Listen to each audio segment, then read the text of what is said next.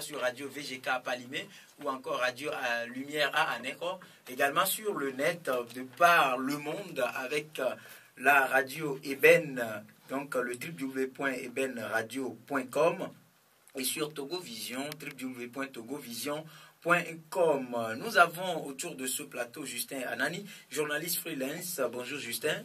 Rodrigue, bonjour. Bonjour à tous les vidéos de cette émission.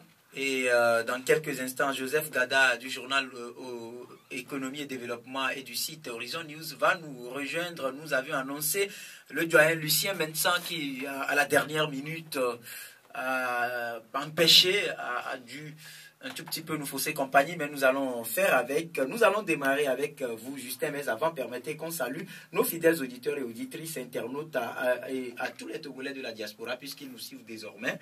Et bonjour également à notre grand frère et ami ancien ministre Issa Saïbou Samarou. Bonjour à tous les leaders des partis politiques, associations et regroupements de partis politiques et de la société civile qui partagent le champ politique togolais, sans oublier ceux qui soufflent une bougie de plus aujourd'hui.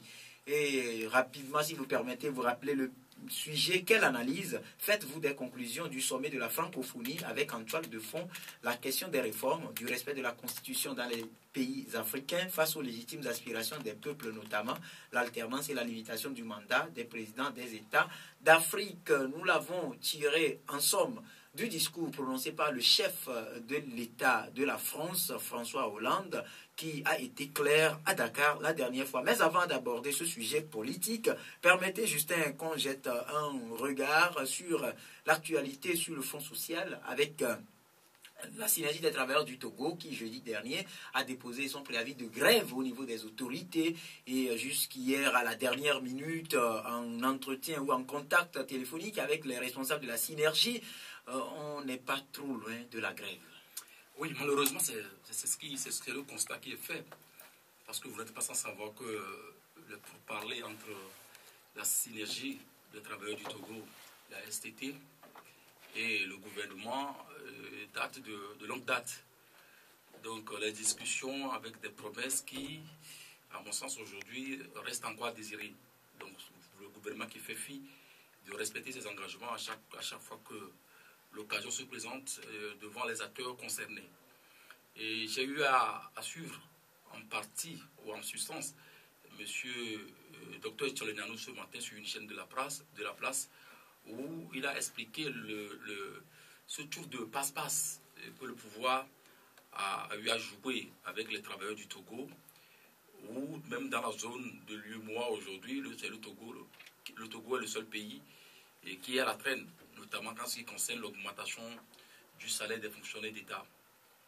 Donc ce constat amène aujourd'hui à dire qu'au-delà de tout ce que nous pouvons quand même imaginer, parce que lorsque vous tenez compte des argumentations soulevées ici et là, on estime que le Togo n'a pas suffisamment de moyens pour venir en bout des revendications des travailleurs, alors qu'au même moment, on révèle que le détournement des deniers publics sont constatés ici et là, et alors que les gouvernants au premier rang n'arrivent pas à poser du jalon, n'arrivent pas à prendre les actes qu'il faut considérablement pour stopper tout ça. Et donc, lorsque vous analysez la situation de part et d'autre, vous comprendrez aisément qu'aujourd'hui, ces travailleurs sont dans leurs droits et ils réclament une augmentation, une amélioration de leurs conditions de vie de travail. Et qu'entre-temps, il a été annoncé que les travailleurs qui se trouvent dans les catégories A et B, autres-là, ont suivi une légère augmentation et par rapport à ce qu'ils appellent l'indice salarial aujourd'hui. Donc, ces travailleurs estiment qu'on ne peut plus continuer parce que, dans un premier temps, je crois à la veille de l'année 2014, un certain nombre d'arguments ont été quand même soulevés. Et comme quoi on peut faire avec jusqu'en 2015 éventuellement, où on peut penser éventuellement à régler ce problème. Mais le constat qui est fait aujourd'hui, lorsque vous scrutez un tout petit peu le budget qui est élaboré pour le compte de l'année prochaine, vous comprendrez qu'il n'y a pas eu tellement d'amélioration. Et il y a eu même une régression par rapport à ce qui a été annoncé donc, dans le budget. Et cela est dû pour la simple raison que donc, on estime qu'il y a un certain nombre de fonctionnement d'ordre économique qui devait en réalité arriver et qui n'a pas été le cas, et que tout ce qu'on espérait au niveau de l'office de la recette également du pays. Et donc toutes ces promesses-là reste encore aujourd'hui un problème peut-être par rapport à tout ce qu'on attendait. Donc, de ce point de vue-là, on estime qu'on ne peut pas respecter, on ne peut pas tenir compte de tous les éléments qu'il faut essayer d'attendre un tout petit peu. Et lorsque vous scrutez et le budget qui est élaboré pour le compte de l'exercice de l'année prochaine, ça n'atteint même pas 1000 milliards. Alors que... Oui, c'est dû en partie, le gouvernement à l'expliquer, et c'est dû en partie au fait que l'OTR n'est plus en mesure à ce jour de mobiliser les fonds qui avaient été annoncés dans le cadre du budget initial. Alors que le paradoxe qui a été constaté au cours de cette année est que l'OTR s'acharne contre ceux qui exercent des activités, que ce soit du côté formel ou informel, en ce qui concerne le paiement des impôts. Donc vous faites un tour là, vous comprendrez heureusement que cette année, il y a eu une mobilisation autour de ce fonds, autour de ce problème-là, où on demande à tous les agents de ce secteur-là de respecter l'engagement, notamment au paiement des impôts. Donc, vous faites les analyses, vous comprendrez qu'en réalité, c'est comme si ça donne l'impression qu'on est en train de cacher quelque chose aux fonctionnaires. Donc, c'est ce qui amène aujourd'hui à la synergie, à ces fonctionnaires-là de dire on ne peut plus accorder de répit à ce gouvernement-là, donc de passer à la vitesse supérieure. Donc, le préavis de grève a été déposé. Je pense que ça va s'achever le vendredi prochain. Et en quoi les premiers responsables, tout porte à croire que la grève de 48 heures, à moins que je me trompe, va se tenir les 11 et 12 décembre prochain. Donc, au cas où le gouvernement n'arrivera pas à respecter et à satisfaire les revendications ou à tenir un langage franc vis-à-vis de ce qui est réclamé. Donc, je pense que c'est un peu normal, c'est un peu dommage, mais on ne peut pas continuer par flouer donc, les responsables. Donc, c'est quelqu'un qui a l'habitude de dire qu'on peut tromper un peuple une fois, deux fois, mais on ne peut pas continuer de façon éternelle à tromper tout un peuple, toute une masse. Malheureusement, c'est le constat qui est fait aujourd'hui. Je pense que ça vient encore compliquer la donne pour ce pouvoir-là aujourd'hui qui, à mon sens, est à dos au mur face à ce qu'on peut encore appeler aujourd'hui des questions de réformes politiques qui sont sur le tapis. Oui, au même moment, quand on parle toujours du Front social par rapport à l'OTR, les agents qui, entre-temps, avaient observé une grève et qui ont été dans la zone de mire du commissaire général depuis vendredi, plus de 135 de ces agents sont définitivement licenciés. Et une situation qui vient encore un tout petit peu relancer les débats autour de l'assise même de l'OTR. Oui, tout à fait. Le problème là a été évoqué. Et parce que beaucoup ne comprennent pas le pourquoi et on peut installer donc, une institution de ce rang et que dès l'entame de sa prise de fonction, donc c'est les agents qui sont tous tout de suite visés. Beaucoup sont renvoyés, comme vous venez de le dire. Ceux-là qui restent encore peut-être 2 ou 3 ans pour aller à la retraite, ceux-là sont vus. C'est pas leur dossier, c'est pas renvoyé, tout et tout. Donc, je pense que ça pose véritablement le problème de l'assise de l'OTR. Et vous venez de le dire, que bon, on a promis. C'est pas sucre, miel et autres au Togolais, comme quoi avec l'OTR, donc ça va changer, le quotidien va changer, tout et tout. Mais malheureusement, le constat qui est fait aujourd'hui, on note dans un premier temps qu'on ne peut plus avoir des recettes escomptées pour des raisons qu'on a évoquées ici et là, parce que tantôt la douane n'est plus en mesure de collecter les fonds, parce qu'il y a un certain nombre de spéculations, un certain nombre de produits, et que la douane n'est pas forcément en mesure de contrôler. Et tantôt, on estime que voilà, il devait y avoir un certain nombre de décaissements ou d'encaissements qui n'ont pas été faits. Et bon, avec tous ces éléments-là, je pense que ceux qui ont en charge aujourd'hui l'économie du pays maîtrisent mieux la matière. Mais si on s'achemine dans un registre qui en réalité ne rassure pas, je pense que ça pose problème. Ceux-là qui sont renvoyés, à moins que je me trompe, ont déposé une plainte donc, contre l'État togolais par rapport à cette démarche. Et la plainte est aujourd'hui sur la table de la Cour de justice de la CEDEAO. Donc avec tout ce que cela va encore entraîner comme conséquence, vous comprendrez aujourd'hui que c'est une question de navigation en vue vis-à-vis d'un pouvoir et qui, je le dis, qui ne rassure pas, qui n'explique pas confiance. Et chaque jour que je fais, donc, il y a toujours des problèmes dans tel ou tel secteur qu'il faut régler. Je pense que c'est vraiment dommage. Vraiment dommage, puisque nous sommes également pratiquement à la fin de l'année. Quelles peuvent être, selon vous, les conséquences, puisque nous sommes en train de parler de défaillance économique, quelles peuvent être les conséquences de cette défaillance sur le vécu du Togolais en cette fin d'année? Il faut quand même dire que déjà le Togolais souffre. Hein, donc le panier de la ménagère, je dirais même que ce panier-là n'existe même plus. Donc les gens tirent le diable par la queue, c'est difficile pour jouer les deux bouts aujourd'hui. Vous faites le tour dans la ville, vous rentrez dans les marchés, nos mamans sont là, scottiers, qui n'arrivaient même pas, ils ne savent pas à quel se vouer. Donc c'est tout un problème. Et nous sommes dans le mois de décembre. De par le passé, au moins lorsque vous rentrez dans le mois de décembre, on sent que pratiquement c'est le dernier mois de l'année. Donc on sent peut-être la faveur de la fête de l'année. Mais vous constatez que déjà nous sommes le 2 aujourd'hui, mais on ne sent rien venir. Donc, comparativement à d'autres pays de la sous-région, vous rentrez aujourd'hui peut-être à Accra, la capitale ghanéenne, là-bas, ou à Cotonou, on sent qu'effectivement, des activités ont été menées, on s'achemine vers la fin de l'année, et chacun à son niveau se prépare. Malheureusement, chez nous, il faut préciser quand même que la défaillance économique, elle est palpable à tous les niveaux. Oui, elle est palpable à tous les pays, à tous les niveaux. Entier. Oui, c'est là où je disais tout à l'heure que lorsque vous prenez par exemple un certain nombre de recommandations vis-à-vis de l'UEMOA, puisque le Togo fait partie également de la zone UEMOA, donc il est recommandé à ce que ces États-là puissent augmenter. Même le Fonds international FMI a demandé qu'il y ait quand même une augmentation de salaire des fonctionnaires d'État. Donc ça a été fait au Bénin, ça a été fait également ailleurs. Donc au Togo, ça traîne. C'est ce qui est même aujourd'hui à la base de la revendication de la synergie des travailleurs. Donc si le panier de la ménagère n'arrive pas peut-être à satisfaire un tant soit peu les besoins, et je dirais même que ce panier de la ménagère n'existe même plus, et qu'au même moment on dit bon, on n'a pas les moyens, sur quelle base maintenant les populations ou les Togolais vont se retrouver peut-être éventuellement pour fêter. Et il faut avoir les moyens pour fêter. Donc lorsqu'on tire le diable par la queue, je pense quasiment qu'on ne peut plus parler de la fête. Et c'est vraiment dommage. C'est là où je dis que l'être humain a un temps, c'est sommaire à passer sur la terre. Donc ce qui repose le questionnement de la gestion de la fête de la cité. Parce que s'il y a une minorité qui s'accapare de la richesse du pays et que la majorité est à la traîne, la majorité souffre, je pense qu'il y a problème. Donc il revient à ceux-là qui ont la responsabilité de diriger, de dire mais attention, cette manière de faire, et ça conduit le pays vers la dérive. Donc il faut revoir la manière de faire, il faut revoir le fonctionnement, il faut revoir la gestion. Malheureusement, le constat est là depuis pratiquement, je dis, 10 ans pour ceux-là qui sont aujourd'hui aux affaires, bientôt 10 ans pour Fournier, mais aucun constat n'a fait que quand le monsieur est arrivé, il y a eu amélioration. Donc c'est dommage, mais on ne va pas s'en passer d'en parler.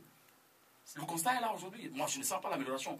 Au-delà de quelques... Mais il y a quand même des avancées majeures. Il faut noter ça parce que le Togo revient de très très loin. Non. Mais de 2005 à 2014 aujourd'hui, il y a beaucoup de choses qui ont changé. Vous ne pouvez pas parler de l'avancée au moment où, moi je dis que le panier de la ménagère n'existe pas. On ne peut pas parler de la ménagère au moment où les Togolais ont tellement de difficultés pour jouer les deux bouts. C'est la réalité. D'abord, il faut penser à ce que les gens puissent manger. À le faire d'abord. Et voir qu'est-ce qu'il y a lieu quand même de faire. Mais au-delà du fait que ici et là, on a inauguré, je ne sais pas, troisième quai, et je ne sais pas, l'agrandissement ou l'élargissement de l'aérogare et autres là qui sont signalés, que nous voyons, ou des routes qui sont aménagées et tout, ça ne suffit pas en réalité. Parce qu'on ne me dira pas qu'au Bénin ou au Ghana, ce constat-là n'est pas fait. Les Ghanéens le font plus mieux. Les Béninois le font plus mieux que le Togo. Mais quand même, c'est ces pays-là, les populations ne vivotent, les populations de ces pays-là ne vivotent pas. C'est là malheureusement le constat aujourd'hui. Allez faire un tour dans les marchés et vous allez constater l'état dans lequel se trouvent. Et je ne sais pas, les commerçants, et que de surcroît, récemment aussi, leurs fonds ont été encore une fois confisqués au niveau de l'aéroport. Ça pose... Est-ce que ça a été confisqué? C'est un braquage. Braquage ou confiscation, parce que de par le passé, ça a été confisqué jusqu'au jour d'aujourd'hui. Mais la dernière fois, c'était un braquage. Autant pour moi. Ben, les fonds qui ont été confisqués aujourd'hui, il y a encore d'autres reliquats qu'on attend, qui n'est jamais... Ce reliquat n'a jamais été arrivé à destination, peut-être... Mais on convient quand même que cette façon de faire les transferts de fonds vers les transferts de fonds vers l'extérieur pose un tout petit peu plus. Non, je pense plutôt que c'est le gouvernement même en son temps qui a légitimé ça. Donc lorsque il y a une anomalie vis-à-vis d'un fait et que vous, en tant que gouverneur, vous avez légitimé, donc noter ou souffler que tous les jours que Dieu fait, et cette pratique-là va continuer, pas évoluer. Malheureusement, c'est le constat. Je pense que si on estime à un moment donné que on ne peut plus continuer à travers cette pratique-là parce que ça constitue manque à gagner au niveau de la banque ou au niveau des institutions financières, je pense qu'il revient à ces autorités-là de revoir leur copie en la matière. Mais si on ne le fait pas, on estime que on peut continuer et que tantôt on confisque les fonds, tantôt ce sont les braqueurs qui débarquent donc à visage découvert et qui ont tiré pendant des heures à côté d'un camp hautement structuré et qu'il n'y avait pas eu de riposte, allez-y comprendre. Donc je pense que ce sont là autant d'éléments sur lesquels quand même il faut surfer et essayer de voir dans quelle mesure il faut poser le problème. Donc aujourd'hui, quand on parle de l'économie, je ne sais pas, de l'évolution de l'activité économique du pays, je pense que c'est chacun à son niveau, dans son secteur, essaie de faire des efforts, mais l'effort ne se sent pas. Les travailleurs sont là, ils n'arrivent pas à gagner grand-chose. Ils travaillent jusqu'à la retraite, ils n'arrivent pas à faire grand-chose. Ce constat-là est vraiment amer, mais c'est la réalité, triste réalité du Togo. Et je pense qu'on doit avoir forcément le courage de le dire et d'en parler. Et voilà, nous l'avons annoncé, il vient de faire son entrée, Joseph Gada, du site Horizon News et également du journal Économie et Développement. Bonjour Joseph. Oui, bonjour Rodrigue, bonjour à tous les auditeurs et à toutes les auditrices. Et voilà, nous étions en train de jeter un regard sur la vie sociale au Togo avec le préavis de grève de la Synergie des travailleurs du Togo face à la vie même quotidienne des Togolais en cette période de fin d'année. Non, je pense que les travailleurs ont raison. Vous savez que depuis un certain moment, la Synergie, depuis que cette association, ce regroupement a été créé, les uns et les autres ne cessent jamais de mener des efforts pour que les fonctionnaires quand même puissent retrouver une situation. De meilleures conditions de vie et de travail. C'est très important parce qu'il faut dire que le Togolais, depuis 1990 jusqu'au jour d'aujourd'hui, 24 ans, que le Togo traverse une crise, jusqu'au jour d'aujourd'hui, que ce soit la crise sociale, la crise économique. Je pense que dans notre pays, après de la dévaluation jusqu'au jour d'aujourd'hui, je pense que les fonctionnaires ont tant donné à ce pays. Et aujourd'hui, on ne va pas quand même parler du salaire. Quand on parle aujourd'hui, le salaire minimum, c'est 35 000. Oui, le SMIC, c'est 35 000. Je pense que ça, là, avoir aujourd'hui le coût de vie difficile et la crise économique qui sévit, du moins dans le monde entier. La hausse des prix des produits pétroliers. Dans le monde entier, je pense que jusqu'au il faille que le gouvernement fasse quelques efforts afin que le niveau de vie des fonctionnaires soit relevé. Je pense qu'entre-temps, il y a eu échange entre le gouvernement et ses responsables de la Synergie pour pouvoir augmenter de 20 000 à 30 000 francs les salaires. Et je pense qu'il urge que le gouvernement aussi... Non, ça a été fait à un moment donné, mais c'est sur une période à partir de quelques instants, on a fait croire aux travailleurs que c'était des acquis non acquis. Non, et c'est ça qui a radicalisé un tout petit peu la position de ces travailleurs à tout faire, à user de tous les moyens pour se faire entendre. Oui, je pense que c'est en cela des fois que nous accusons le gouvernement. Si vous voulez prendre une décision, prenez une décision qui est une décision applicable et immédiate aussi. Il ne faut pas prendre des décisions partielles pour régler un problème à un temps soit peu. Il faut penser également à la durée dans le temps. Il faut avoir une vision de la gouvernance. C'est ce qu'on appelle même la bonne gouvernance aujourd'hui.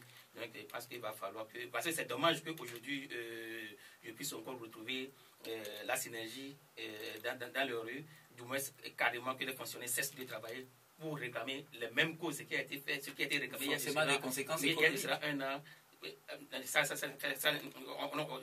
On n'en parlons même pas parce que n'oubliez pas que nous sommes aussi en fin d'année et qu'il faut que les gens travaillent aussi. Vous savez que le gouvernement même a revu en baisse un tout petit peu le budget. Ça veut dire qu'à un certain moment, les recettes telles que attendues n'ont pas été... ne peuvent pas être mobilisées. Donc aujourd'hui, ces suspensions aussi ne font que aggraver la situation. Donc je voudrais seulement interpeller le ministre des Finances et de l'Économie, le ministre du Travail, à prendre toutes ces dispositions pour que les conditions, quand même, les fonctionnaires puissent passer de meilleurs moments à cette période de fête. Oui, Justin, pas plus que hier, je crois bien, la Ligue togolaise des consommateurs est aussi sortie pour manifester par rapport au prix du carburant à la pompe. Et parlant de la vie chère, c'est aussi un aspect qui fait que les bonnes femmes revendeuses augmentent à leur niveau exagérément, y compris également les conducteurs, que ce soit de taxi moto ou de taxi à 4 roues, les frais de transport et des produits de première nécessité. Oui, c'est le constat. La vie chère au Togo, je pense que ce constat-là est fait depuis. Mais on a tendance à faire croire que bon, tout va très bien au Togo. Je me rappelle encore entre-temps lorsque ce problème a été posé, ce questionnement a été soulevé et par rapport à la vie chère, par rapport à la crise qui sévit le pays. Et le Premier ministre avait laissé entendre que le Togo n'est pas en crise, pas du tout. Après que, ou peut-être après que le chef de l'État ait déclaré qu'une minorité s'accapare la richesse du pays, tout et tout. Donc, on en fait croire que le Togo n'est pas du tout en crise. Le Togo a atteint le point d'achèvement PPTE, pays pauvre très entêté. Ça suppose qu'en réalité, un certain nombre de choses ont été quand même balayées du côté du Togo, c'est-à-dire la dette extérieure a été quand même effacée, ce qui redonne peut-être la confiance à ce qu'on puisse quand même orienter la gestion ou la vision du pays autrement. Mais le constat qui est fait chaque jour que je fais, il y a en note la hausse des prix des produits de première nécessité pratiquement partout. La consommation, que ce soit au niveau du téléphone, que ce soit le carburant, et surtout que ça fait plus de 6 mois. Et les dossiers sont là, et qu'on a noté une baisse au niveau du coût du baril sur le plan international. Mais depuis lors, on n'a pas senti. Donc un temps soit peu peut-être... Le gouvernement a tenu à expliquer quand même par rapport aux stocks qui sont encore là, qu'il faut évacuer. Mais attention, vous n'êtes pas sans savoir qu'avant que l'augmentation ne soit faite, il y avait quand même eu de stocks sur la base d'un prix qui est minimum. Mais lorsque le baril a augmenté, du jour au lendemain, on a augmenté ici. Ça voudrait dire quoi? Ça voudrait dire que le stock qui a été acheté sur la base d'un coût minimum, ce stock-là s'est vu rapidement doubler ou tripler. Attention, en matière de gestion. À la vente. À la vente. Donc s'ils ont pu récupérer dans le temps, je ne sais pas qu'est-ce qui empêche aujourd'hui, s'il y a un stock, de diminuer le coût. Ça fait partie des constats. Et je fais également, vous savez tout à l'heure qu'en dehors de tout ça, il y a aussi les prix de première nécessité. Que ce soit le sucre, que ce soit le riz, le savon, les détergents. Mais c'est tout un problème. Mais lorsque nous avons mené une investigation un tout petit peu au niveau des commerçants, notamment au niveau du grand marché, on nous a fait quand même savoir qu'en réalité, il y a un certain nombre de produits qui sont exonérés, c'est-à-dire qui ne sont pas frappés de taxes douanières. Mais malheureusement, au Togo ici, les taxes douanières existent toujours bel et bien sur ces produits-là. La conséquence directe, ça voudrait dire que ces produits doivent subir une augmentation. Puisque le Togo a tenu compte de la ratification de certain nombre de traités en la matière, qui aujourd'hui, le respect pose problème. Je fais également cas de ce qu'on appelle le traité de Vienne. Donc ce traité dit que tout ce qui a trait peut-être à la consommation des produits au niveau de l'imprimerie, que ce soit les papiers, que ce soit les bics, que ce soit tout ce que nous avons comme articles scolaires, et il va falloir que ces produits-là ne soient pas taxés de taxes douanières. Mais malheureusement, au Togo, le constat est là. Il y a encore d'autres documents là-dessus. Malheureusement, je ne l'ai pas ici. Si je vais essayer de vous relever les cas point par point. Donc, lorsque vous tenez compte de tous ces éléments-là, vous comprendrez que tous les jours que je fais, donc le Togolais ne va que tirer le diable par la queue parce qu'on note constamment la vie chère. Donc, si on veut sortir de ce calcan, de cette difficulté, maintenant il revient à ce peuple togolais de prendre son destin en main. Parce que je ne pense pas que ce sont les gouvernants qui vont venir peut-être, qui vont sentir en réalité, c'est par cette difficulté de vivre au niveau des Togolais. Parce que lorsque vous prenez par exemple les grandes compagnies ou je ne sais pas, qui gèrent les stations de pompage, les stations d'essence, de carburant, d'essence aujourd'hui, de pétrole, ainsi de suite, ce sont ceux-là qui sont aux affaires, qui sont les premiers responsables, les premiers initiateurs. Donc je ne pense pas qu'eux, ils vont quand même sentir la difficulté ou le besoin de pouvoir quand même diminuer quoi que ce soit. Donc, c'est pour dire la consommation. Les consommateurs ont l'obligation aujourd'hui soit d'accepter ce qui est imposé sur le plan national ou sur le plan du marché, ou alors peut-être essayer de faire attendre leur voix et obliger les gouvernants peut-être, si c'est au niveau de la douane, il faut diminuer un peu le coût des taxes douanières, il va falloir procéder pour que tant soit peu les populations puissent vivre encore décemment. Parce que le constat qui est fait aujourd'hui, je pense que c'est vraiment amer. On ne peut pas diriger de façon, c'est pas péremptoire où les gens sont là, ils vivent dans des difficultés et que ceux qui sont à la gestion n'arrivent pas à se soucier de leurs difficultés. Oui, Joseph, c'est vrai que la semaine dernière, on en a parlé dans ce studio par rapport à l'augmentation des prix des produits pétroliers. Mais finalement, cette fin d'année, ça vient encore augmenter un tout petit peu les difficultés des Togolais à satisfaire leurs besoins de première nécessité. Oui, je pense que la fois dernière, on avait en long et en large discuté de ce problème. Et il faut remarquer que les prix du pétrole, le prix du pétrole a baissé de 25% depuis banalement 6 mois. Et au jour d'aujourd'hui, c'est arrivé jusqu'à $70. Et que ce soit le Togo, que ce soit d'autres pays exportateurs du pétrole, je pense qu'ils urgent que le gouvernement revienne quand même à de meilleurs sentiments et pour revoir quand même la fixation du prix des hydrocarbures au Togo. Il faut noter également que durant cette crise, j'ai eu quand même, la fois dernière, j'ai eu quand même à demander quand même au comité qui assure quand même la vérité des prix. Je pense qu'il faut avoir le courage de le dire qu'aujourd'hui, c'est le gouvernement qui a le monopole des commandes des prix, des carburants. Et ce qui n'est pas aussi normal que le gouvernement seul, quand même, fasse la commande et en concertation avec les exportateurs des hydrocarbures fixent encore les prix. Alors que l'argent qu'on utilise pour acheter le carburant, c'est l'argent des contribuables. Je pense qu'il urge que rapidement qu'on arrive à un appel d'offres. Et là, quand on parle d'appel d'offres, ça veut dire que tout citoyen ou bien toute compagnie peut quand même assurer la commande du carburant. Et c'est ce qui est très important pour qu'on puisse avoir un peu de lucidité dans tout ce qui est dans cette commande. Parce que c'est ça qui fait qu'aujourd'hui, quand on fixe le prix, les gens ne savent pas sur quelles conditions. Et Quels sont les critères qui motivent, les facteurs qui interviennent dans la fixation des prix. Les critères sur lesquels le gouvernement se bat pour pouvoir fixer les prix.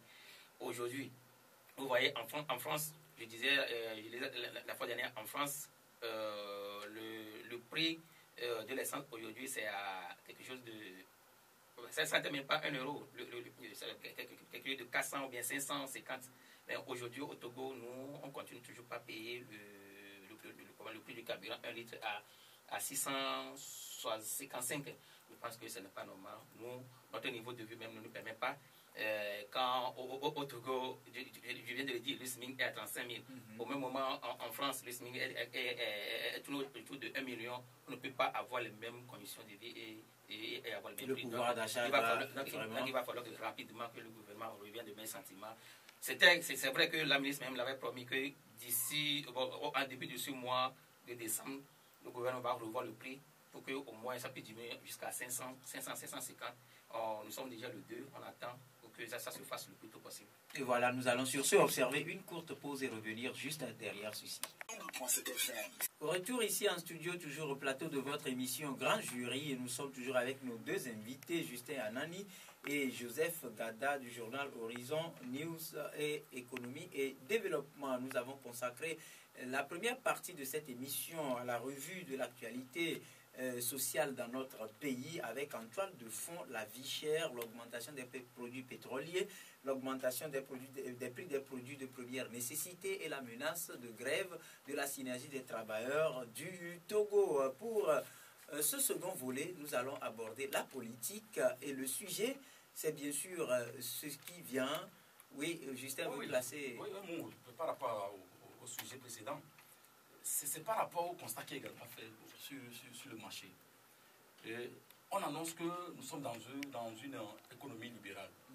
Ça suppose qu'en réalité, lorsque l'économie est libérée, où le secteur d'activité est libéré, on ne peut plus parler du monopole.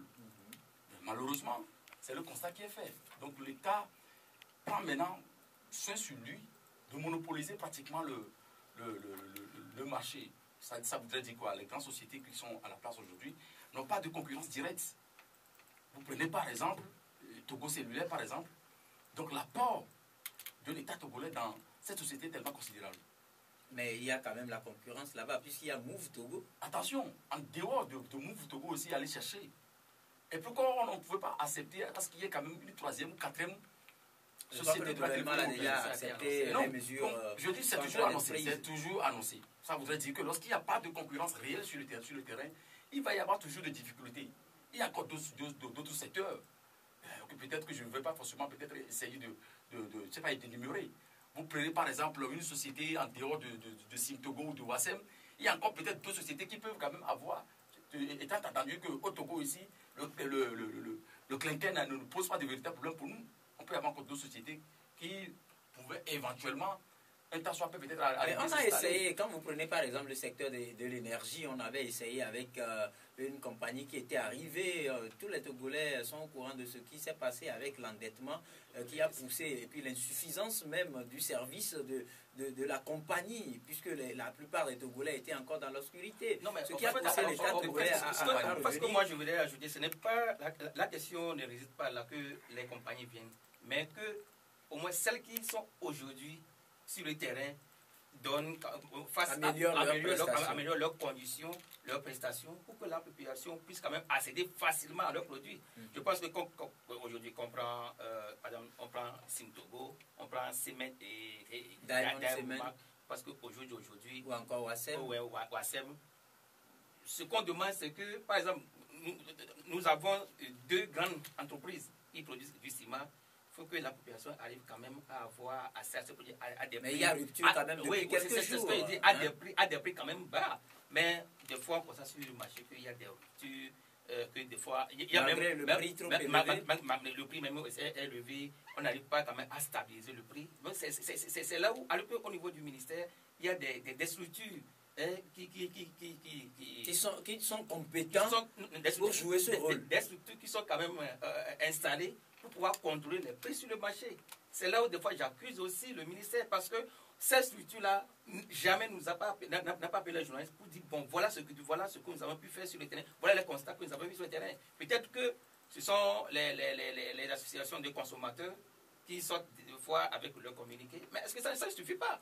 Et cet aspect de concurrence dont parle Justin, est-ce que ce ne sera pas une formule qui va venir décanter un tout petit peu la situation? Parce que là où il y a la concurrence, il y a forcément la baisse régulière des prix. C'est ce que je dis, c'est la concurrence. Lorsqu'on ne peut pas parler de l'économie libérale et qu'au même moment vous monopolisez, si vous monopolisez en réalité, c'est du capitalisme pur et simple.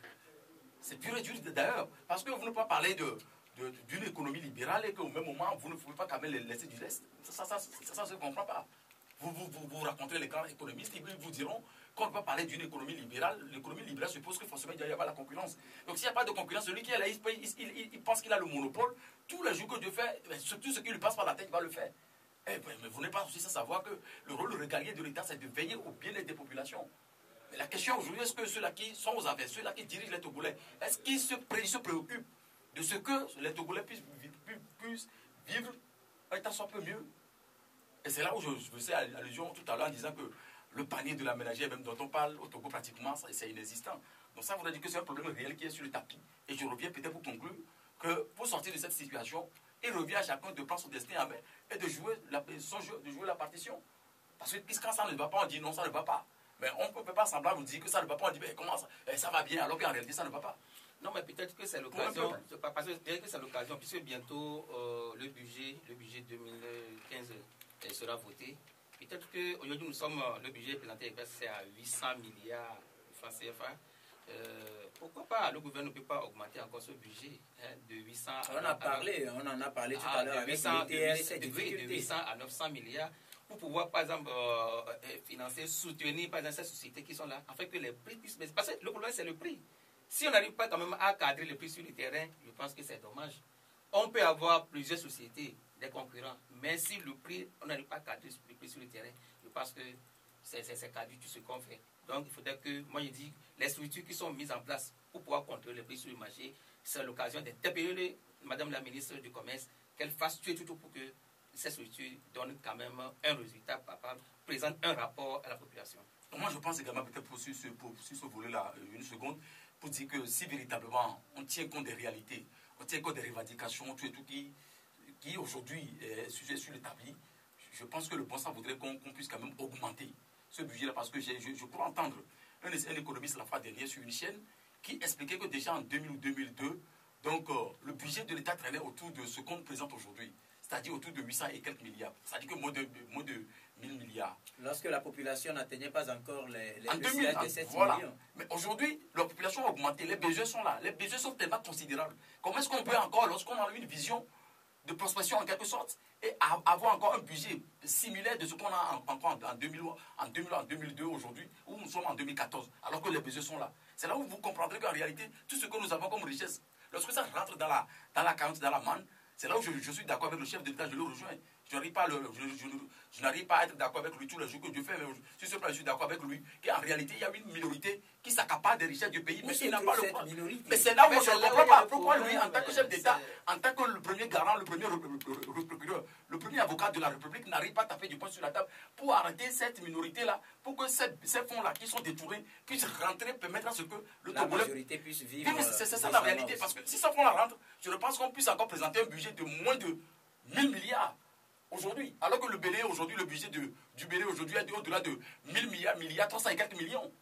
Non, mais je pense que ça c'est bienvenu. Peut-être que dans les jours prochains, on va faire asseoir le budget, on va décortiquer le budget pour voir où est-ce que les ressources, parce que le budget c'est équilibré en dépenses et en recettes, nous allons voir justement là où c'est défaillant. Parce que, je l'ai dit, à 6 millions d'habitants, 800 milliards pour un pays comme ça. Nous ne sommes plus à 6 millions. Hein. Oui, déjà à 6 millions, mais bon, disons, et plus, je pense que 800 millions, ça peut. Parce qu'aujourd'hui, quand nous avons les ressources minières, le Togo en dispose. Hein.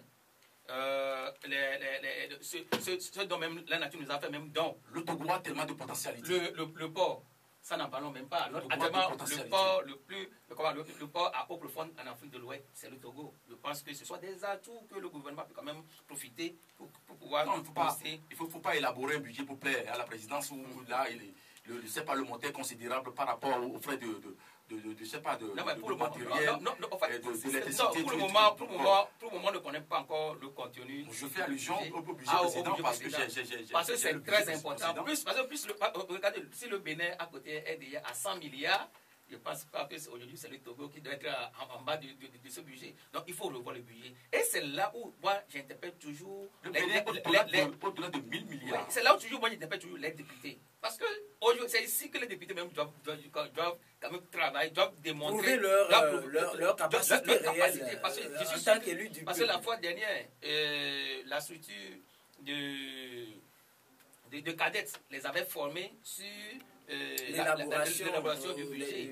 Et je pense que c'est l'occasion de nous démontrer réellement que ce qu'ils ont acquis, ce qu'ils ont eu à apprendre, il faut maintenant les mettre en pratique. Et c'est là, parce que si les députés laissent passer encore ce budget, je pense qu'il y a encore problème en 2015. Parce que n'oubliez pas que la crise économique sévit dans le monde entier. Et imaginez, nous qui recevons des aides de ces pays nantis, s'ils les diminuent, n'oubliez pas qu'avec l'histoire du virus Ebola, les aides commencent à chuter. Et aujourd'hui, je viens d'apprendre que les Nations Unies ne veulent même plus financer les réfugiés syriens. Parce qu'il y a un manque à gagner. Ouais, donc ça peut dire que soyons sûrs que dans les jours à venir, ça va atteindre aussi les Africains. Donc il faudrait que nous-mêmes nous prenions directement nos dispositions. C'est pourquoi moi j'ai toujours salué la présence de l'OTR. Mais il faudrait que tout soit fait dans les règles de l'art pour que demain il n'y ait pas de critiques autres. J'aurais bien voulu qu'on continue encore sur ce sujet, puisqu'il y a beaucoup de choses à dire, mais peut-être 5 minutes si on le permet avant de boucler avec la politique, parce qu'on en parle tous les jours. Face à toute cette difficulté, les Togolais sont obligés de tirer le diable par la queue et de s'assurer le pain quotidien. Et dans ce lot de ces Togolais qui tirent le diable par la queue avant de trouver à manger, on a aussi de petits bandits qui portent atteinte gravement à la libre circulation des personnes et des biens. Parce que ces derniers jours, vous n'êtes sans savoir qu'on commence par citer des vols de motos par machette, des assassinats par ici, des tentatives d'enlèvement ou des enlèvements. De part et d'autre, aujourd'hui, Justin Anani, je crois qu'il faut également revoir là cet aspect par rapport à la sécurité. Je crois que les actes malsains sont constatés de partout dans le monde. Mais lorsque vous vivez dans un pays comme le nôtre, où la crise est tellement ambiante, tous les jours que Dieu fait, les gens vivotent avant avant de mettre quelque chose dans le ventre. Je pense que ça pousse la plupart des jeunes qui sont aujourd'hui à la traîne, qui ne trouvent pas fait, et qui sont même pourchassés lorsqu'ils ils veulent entreprendre la vente d'un produit qu'on peut encore dénommer aujourd'hui, produit illicite, le carburant. Je pense que la plupart de ces faits qui sont constatés aujourd'hui relèvent de la jeunesse-là, de cette jeunesse-là qui ne trouve pas fait. Vraiment, c'est déplorable. C'est là où on doit quand même tirer sur la sonnette. D'abord, dans un premier temps, à l'endroit des populations, de ce que chacun à son niveau puisse quand même se tenir prêt face à cette situation et au même moment demander à l'autorité de passer par tous les moyens pour assurer la sécurité. Parce que tous les jours que je fais, il y a des gens malsains et qui entrent dans le pays par des voies, je ne sais pas trop, avec des armes à feu, que ce soit des armes artisanales, de fabrication artisanale, les machettes, tout et tout. Il y en a qui utilisent les marteaux. Tout et tout pour pouvoir. Voilà, donc c'est pour dire que l'État a interpellé, notamment le ministère de la Sécurité a interpellé, parce qu'il y a certainement certaines zones qui sont réputées vraiment des zones de fortune de ces actes comme ça. Il va falloir que l'autorité puisse prendre ses responsabilités.